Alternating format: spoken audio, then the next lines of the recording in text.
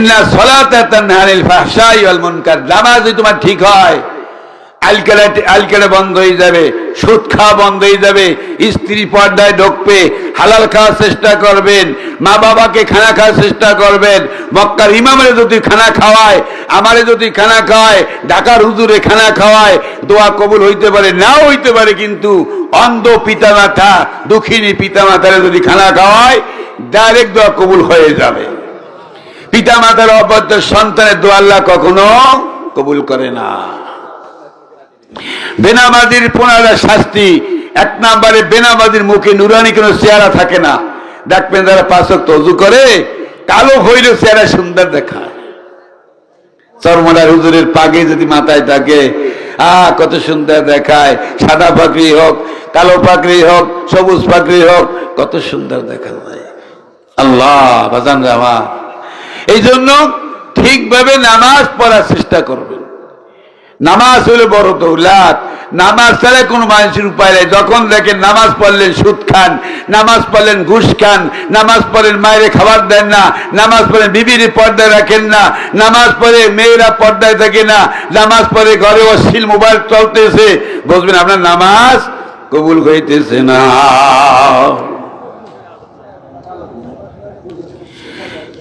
আল্লাহু আকবার। বাজান আমার আল্লাহর হাবিব সাল্লাল্লাহু আলাইহি ওয়াসাল্লাম বলেন, মান হাফাযা আলা সালাত আকরামাহুল্লাহু তাআলা বিখামসিন খিসাল ইয়ারফাউ আনহু দিকাল মাউত ওয়া আযাবাল কবর ওয়া ইউতিহিল্লাহু কিতাবাহু বিয়ামিনিহি ওয়া ইয়ামুরু আলা সিরাতি কাল বারকু ওয়া ইউদখিলুল জান্নাতা বিগাইরি হিসাব।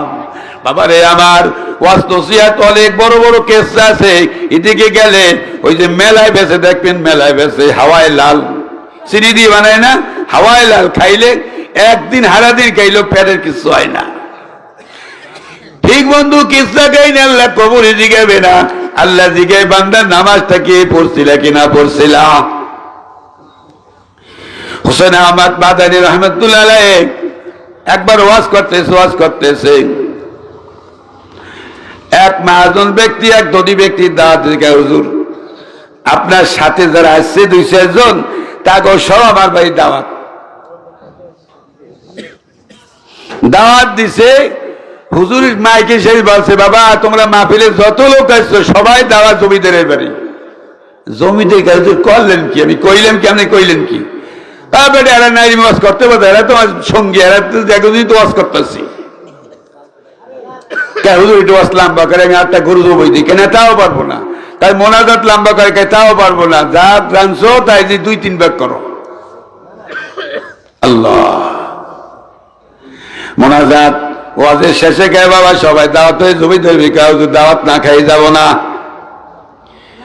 হুজুর দোয়া করে বলতে, বাবারে লাইন দিয়ে দাঁড়াও, লাইন দিয়ে দাঁড়াই ধরে আমার পাশ দিয়ে যাবা, দোয়ায় কোন শোনাবা, এক একজন জমিদারের বাড়ি যাবা, দোয়ায় কোন শোনাবা, আর জমিদারের বাড়ি যাবা খাবার খাইতে। ওরে 10-20 জন শুনাইয়া আর সব 5 মিনিট দৌড় শুরু করেছে।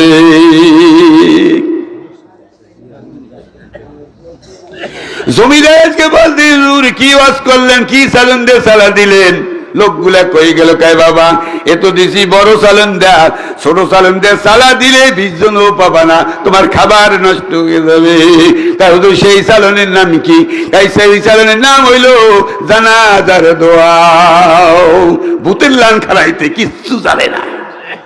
মিনহা খলাকনাকুম, 1 ফুট মাটি দাও, অফিয়া নুইদুকুম, 2য় মাটি দাও, মিন্না দুকুইদুকুম তারাতুন উকরা, এটাও জানে না। খালি আইছিল উম্মত বলাইতে আর জমিনের খাবার খাইতে গেলে আসছিল।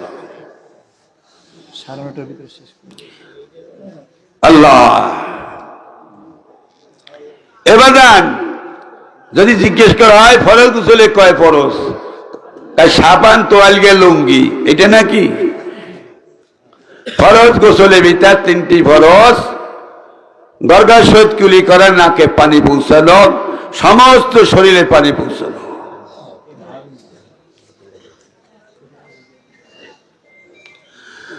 আল্লাহ, আমরা যারা আওয়াজ করি ওই আধা ঘন্টার 15 মিনিট আমরা বয়ান করতে পারি না। বক্তারা বয়ান করলে পয়লা গলা ভাঙ্গে যায়, পরে আস্তে গলা খোলে।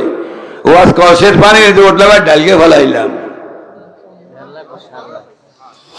আল্লাহ বাজান রে আমার, তাই বলতেছিলাম নামাজ